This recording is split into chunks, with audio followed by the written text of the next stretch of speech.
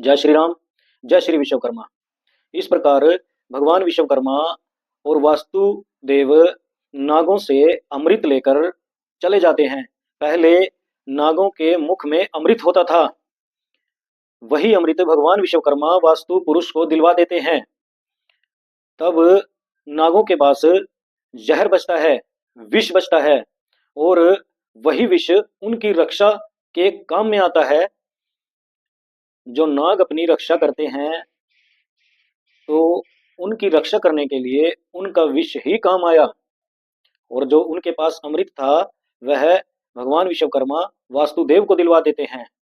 इस प्रकार अमृत लेकर भगवान विश्वकर्मा और वास्तु पुरुष अपने लोक चले जाते हैं, और वास्तुदेव भगवान विश्वकर्मा की सेवा में रहता है। परंतु एक दिन वास्तु पुरुष सोचता है कि मैं इतना बलशाली हूं और अब मेरे पास अमृत भी है, मुझे इस ब्रह्मांड में कोई नहीं पराजित कर सकता। और वह अपने इसी अभिमान के कारण एक दिन वास्तु पुरुष भगवान विश्वकर्मा को बिना बताए ही स्वर्गलोक चला जाता है, और स्वर्गलोक में जाकर वह देवताओं से झगड़ा करने लगता है। तब देवता उससे परेशान होकर उसको बंदी बना लेते हैं। सहन की भी एक सीमा होती है, देवता सहन करें तो करें, कब तक करें। वास्तुदेव की उद्दंडता तो बढ़ती ही जा रही थी, वह कहीं भी जाकर किसी भी लोक में जाकर परेशान करने लगता था। तो वास्तुदेव को सभी देवता लोग पकड़कर बंदी बना लेते हैं और उसे मार पीट कर जमीन में गड्ढा खोदकर औंधे मुंह दबा देते हैं। वास्तु पुरुष को देवता मार पीट कर जीवित ही जमीन में दबा देते हैं। और इस प्रकार वास्तु पुरुष को जमीन में गड़े हुए बहुत समय हो गया, और उधर देवलोक में भगवान विश्वकर्मा को वास्तु पुरुष फिर से दिखाई नहीं दिया।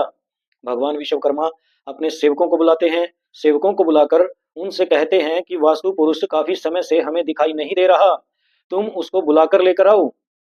वास्तु पुरुष कहाँ है, उसे ढूंढकर हमारे पास लेकर आओ। तब भगवान विश्वकर्मा के सेवक वास्तु पुरुष को ढूंढने जाते हैं। वास्तु पुरुष को 10 दिशाओं में ढूंढा जाता है, तीनों लोकों में ढूंढा जाता है, परंतु सेवकों को वास्तु पुरुष कहीं दिखाई नहीं देता, वास्तुदेव कहीं नहीं मिलता।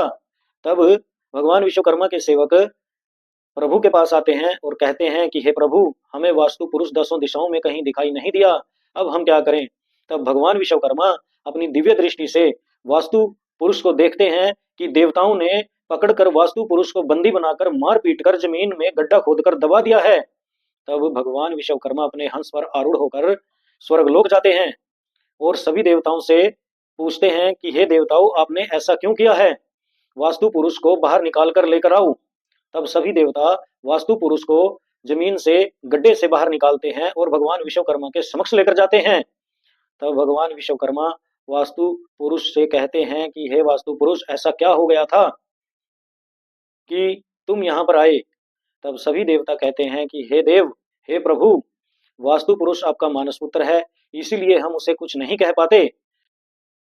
उदंडित है कि यह हम सबको यहाँ आकर परेशान कर रहा था, हमसे लड़ाई झगड़ा कर रहा था, तो हमने मजबूर होकर इस वास्तु पुरुष को जमीन में दबा दिया।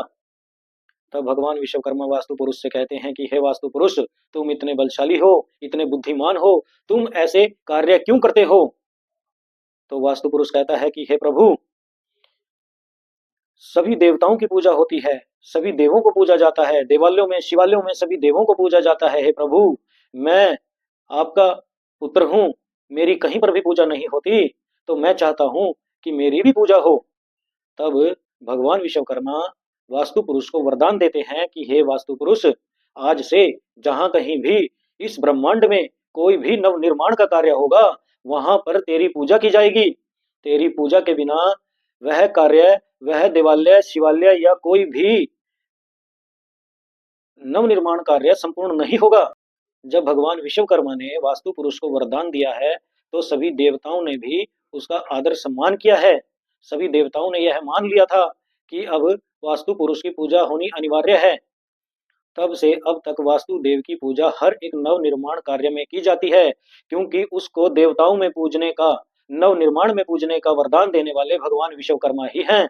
भगवान विश्वकर्मा ने ही वास्तुदेव को, शास्त्रों में लिखा हुआ है कि जहां कहीं भी कोई भी नव निर्माण होगा वहां पर वास्तुदेव की पूजा की जाएगी। यदि वास्तुदेव की पूजा नहीं की जाएगी तो वहां पर सुख शांति नहीं रहेगी। और जहां पर वास्तुदेव की पूजा की जाती है, जिस स्थान पर, जिस भूमि पर कोई मकान, फैक्ट्री आदि बनता है, उस भूमि के स्वामी वास्तु पुरुष माने गए हैं, वास्तुदेव माने गए हैं।